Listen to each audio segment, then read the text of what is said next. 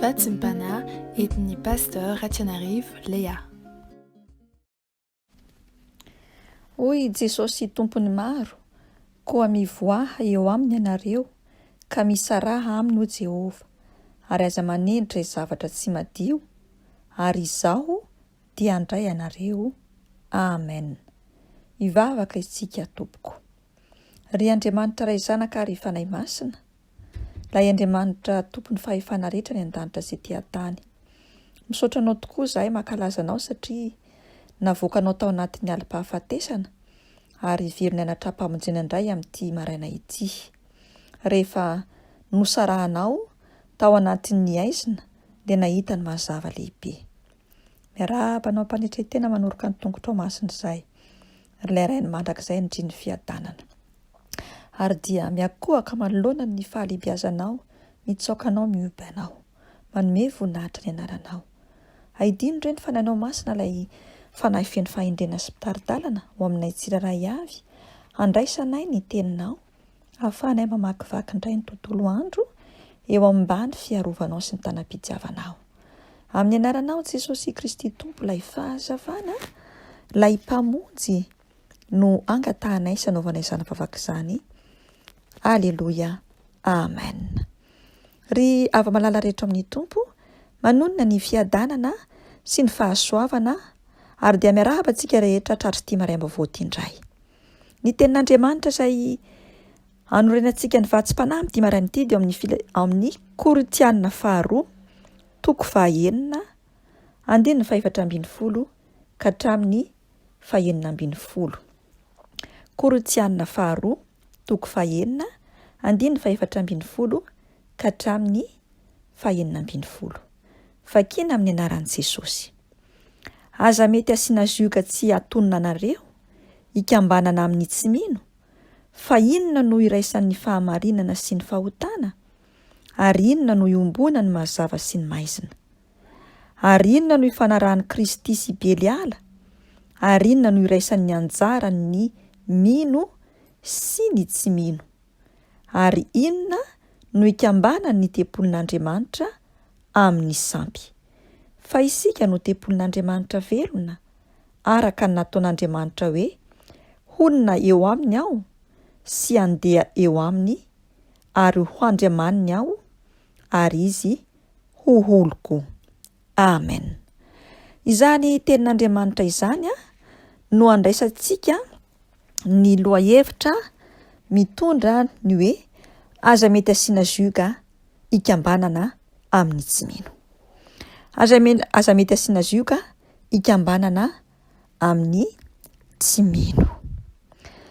Mialohan'ny andraisantsika izany vatsim-panahy izany hoe inona tokoa ny hevitra ara-panahy tian'ny Tompo ampitondraina amintsika dia nisy tantara anankiray izay nisy sy nitranga ary zavatra tena marina, ary mino aho fa afaka miara-manaporofo izany fahamarinana izany koa tsika eo amin'ny fiarahamonina izay misy atsika.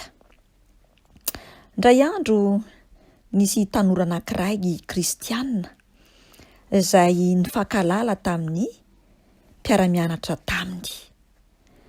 Ary ity tanora kristianina iray ity dia nanana fifandraisana akaiky tamin'ity namany ity satria misy zavatra maro be teo amin'ny lafim-piainany izay hitany amin'ny maso maha-olombelona azy ny hoe reto no mampitovy anay, reto no mampifandray anay.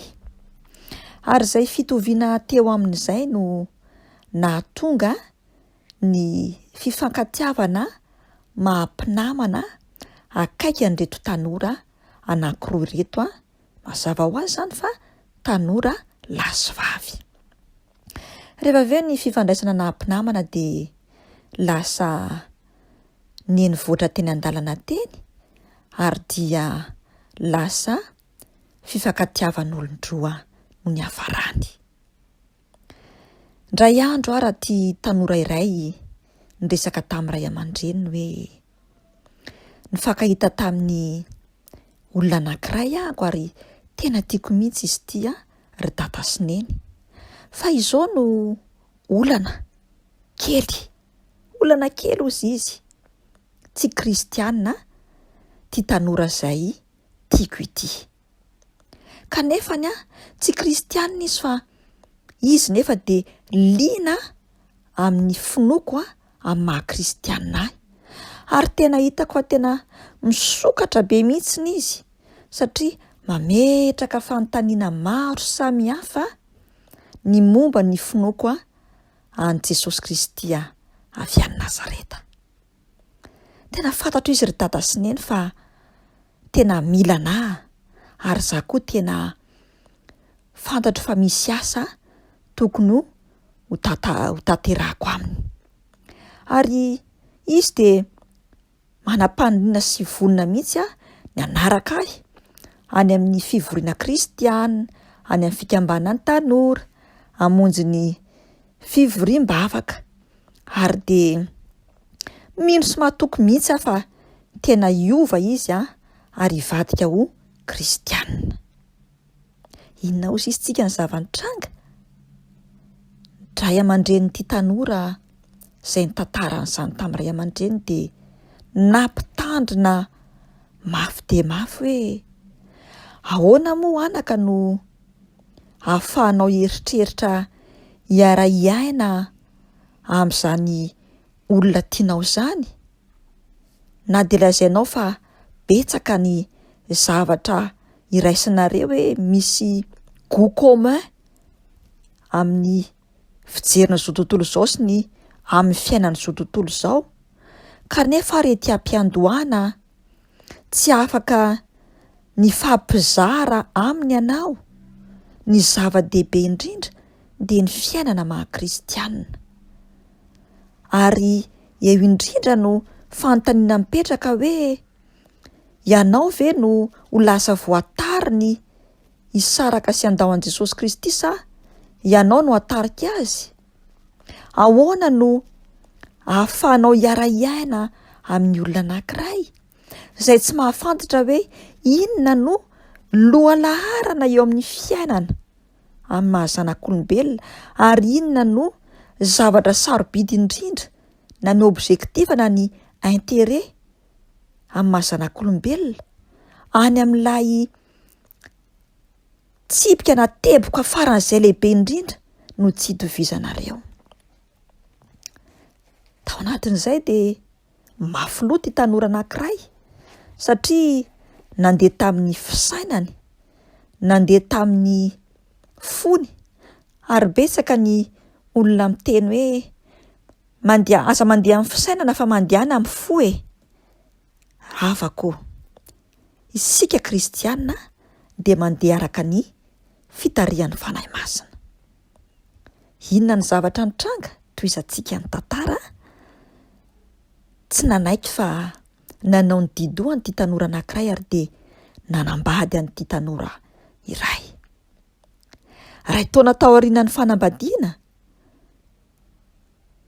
gaga ilay tanora fa mbola tsy nanaraka anazy mihitsy tany am-piangonana niara-ny vavaka, tsy mbola niaraka tamin'ny namonjy ny fivoriana amin'ny mahasampana ty vadiny.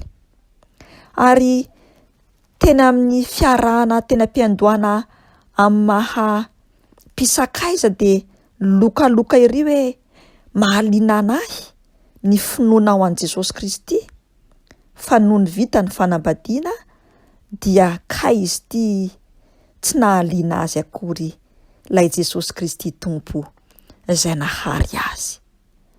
Fa teo vao nipoitra avokoa ny zavatra rehetrarehetra sy izay rehetra nankafiziny ity tanora anankiray namatotra azy teto amin'ity zao tontolo izao sy ny ainany hatramin'izay.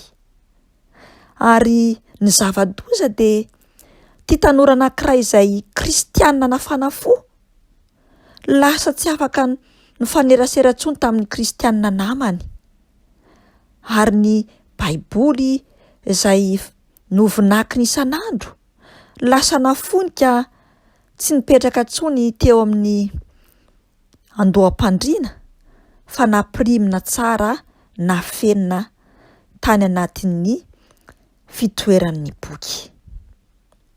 Ry tanora zanaka, na mety koa atao efa nahazo taona ka mbola tsy ao anatin'ny fanambadiana, aza variana rotsorotsian'ny haingam-po fotsiny, na ny fitepony fo, ny sentimentsika sy ny émotiontsika isika. Fa raha tena kristianina marina dia mila mahatsapa aloha ny tsirairay avy hoe aniza moa izao sy anao, aniza ny tenako, aniza ny fiainako. Tsarovy fa an Jesosy Kristy Tompo. Ary ho an'izay mbola tsy ao anatin'ny fanambadiana indrindra dia miteny mazava tsara ny tenin'Andriamanitra eto hoe tsy ho sambatra velively ny kristianina anankiray raha hanambady olona tsy kristianina. Ary ny zava-misy sy miseho ary mitranga dia ny 750 isan-jato ny olona kristianina manambady olona tsy kristianina dia voasarika lasa tsy ho kristianina rehefa avy eo. Aza diso hevitra satria araka ny ten'Andriamanitra hoe nareo izay milaza fa mijoro tsara, mitandrema sao ho lavo indray ka enjera, satria ilay devoly Satana ane, izao tontolo izao ane, ny sitrapony nofo ane ry tanora ao anatin'ny segondra dia ho lavo ianao rehefa tsy hitandrina. Fa mila mametraka tsara fa raha tian'i Jesosy Kristy Tompo ianao dia tsy maintsy olona tian'i Jesosy Kristy Tompo koa no ho tokantranonao sy ara-iaina aminao. Ary tsarovy tsara fa alohany hidiranao ao amin'ny fiaina-tokantrano na amin'ny hoavinao, alohany andraisanao ny fanapahan-kevitra dia jerevy tsara hoe olona vokatra, olona vonina afaka hiara hanompo anao an Jesosy Kristy Tompo ve ny olona hovadianao. Fa aza vela izao tontolo izao na ny fitepony fonao sy ny sentimentanao no hiainanao sy andehananao, fa avelao mihitsy ny fanahy masina hibitsika aminao, ahafantaranao ny sitrapon'Andriamanitra, satria Jesosy Kristy Tompo mihitsy no te handray an-tanana atsika tsirairay avy mba hanome antsika ilay tena fahasambarana. Ary izay no mahatonga any Paoly Apôstôly eto milaza tsara hoe aza mety asiana zioka hikambanana amin'ny tsy mino, izay ny lohahevitrintsika. Eo mason'Andriamanitra mantsy, eo anatrehan'i Jesosy Kristy Tompo dia mizara roa miavaka tsara ny olombelona miaina eto amin'ity zao tontolo izao ity. Ny iray dia ireo izay nandray an'i Jesosy Kristy Tompo ho mpamonjy sy mpanapaka ny fiainany ary ny sitrapon'i Jesosy no tanterahany. Ny iray kosa dia ireo izay mbola miaina ao amin'izao tontolo izao, manao ny fanaon'izao tontolo izao ary mankafy izao tontolo izao, ary dia matetika ilay devoly no mibaiko ny fiainany. Androany Jesosy Tompo ry havako dia mananatra tsara ny mpino kristianina mba tsy ombina na hanana fifandraisana akaiky amin'ny tsy mpino. Tafiditra ao anatin'izany ny fiombonana amin'ny fanaovan-draharaha, ny samy maha-mpikambana, ao amin'ny fikambanana miafina iray, ny fiarahana matetika, ao amin'ny fanambadiana, ny fiarahana amin'ny maha-mpinamana akaiky, ny hany tokony ho fifandraisan'ny mpino kristianina amin'ny tsy mino dia izay tsy maintsy atao noho ny fiainana ara-piarahamonina na ara-toekarena, na koa amin'ny fotoana hitaomana ny tsy mpino ho amin'ny lalan'ny famonjena. Tsy midika velively zany fa andehanao sorona ny fiainanao ianao na ny tenanao ho an'ny tsy kristianina ka tsy hahafahanao anao ny sitrapony Jesosy Kristy Tompo. Ary zay mahatonga Jesosy Kristy Tompo milaza hoe aza mety asiana zioka hikambanana amin'ny tsy mino. Ry afaka malala rehetra amin'ny Tompo, ry ray sy reny izay mihaino zao vatsim-panahy izao, anaro tezao ny zanakitsika mba handeha amin'ny fitarian'ny fanahy masina, fa aza vela ho viravirain'izao tontolo izao na ny tsipino, satria efa voasoratra ato anatin'izao tenin'Andriamanitra izao fa tsy mety atsika ny asiana zioka hikambanana amin'ny tsipino. Ka tsy ho sanatria tahaka ilay tantara izay nitantarana teo no hiantra amin'ireo taranakitsika. Ho an'Andriamanitra ny voninahitra, isika kosa andray ny andraikitra ho amin'ny fitazana ny taranakitsika, ary ianareo tanora meteza ho tarian'ny fanahy masina, hiaino ny sitrapon'Andriamanitra, fa tsy handeha amin'ny ditry ny saina, nandeha amin'ny fihetsem-po, satria Jesosy Kristy Tompo avy any Nazareta ilay nanolotra ny ainy, efa tia handray an-tanana ny fiainanareo amin'ny atsipireny ary tia hanome anareo ilay tena fahasambarana. Vavakitsika tompoko. Sambatra izay Jesosy manana anao. Falo ny fonay mampatsiahy anay amin'ity andro anio ity fa tsy sahaza ho anay ny asiana zioka hikambanana amin'ny tsipino. Ianao kosa nefa Jesosy dia manana lalam-pamonjena ho an'ireny tsipino ireny, dia amin'ny alalan'ny firaisanay kristianina, mijoro vavolombelona, ny fiarahanay miaraka, mitory ny filazantsara ny fitiavanao, mba hahatonga ireny tsipino ireny hino anao. Ary atao fitsapanay Jesosy fa tsy izahay no manova olona, fa ny fanahinao masina irery ihany. Jereo Jesosy ireo tanora izay mbola tsy ao anatin'ny fiaina-tokantrano, na ho an'izay efa lehibe koa ka mbola tsy manana tokantrano, sokafy amin'ny alalan'ny fanahinao masina ny masom-panahiny, ka hiaino hakatoa hanaraka ny teninao izay voasoratra ao anatin'izao teninao izao Jesosy malala, satria ianao Jesosy malala dia milaza aminay fa tsy misy izay tokony hikambananay, ary tsy misy koa izay fanarahanao Kristia amin'ny Beliala. Mankasitraka Jesosy satria mbola mamelona mandrakariva ianao ny lakolosy mpitiavanao aminay tsiraray avy, satria tsy afaka hitambatra tokoa ny tempolon'Andriamanitra amin'ny sampy. Tazony mafy fa tsy mahatananao Jesosy ny tsiraray avy. Indrindra ireo tanoranao, arovy amin'ny mazaka-pitiavanao, ary dia tario lalana, sokafy amin'ny fanahinao masina, ny fanahy, ny saina, ny foa, ka ho mpiaino-pakatoa ny tsiraray avy.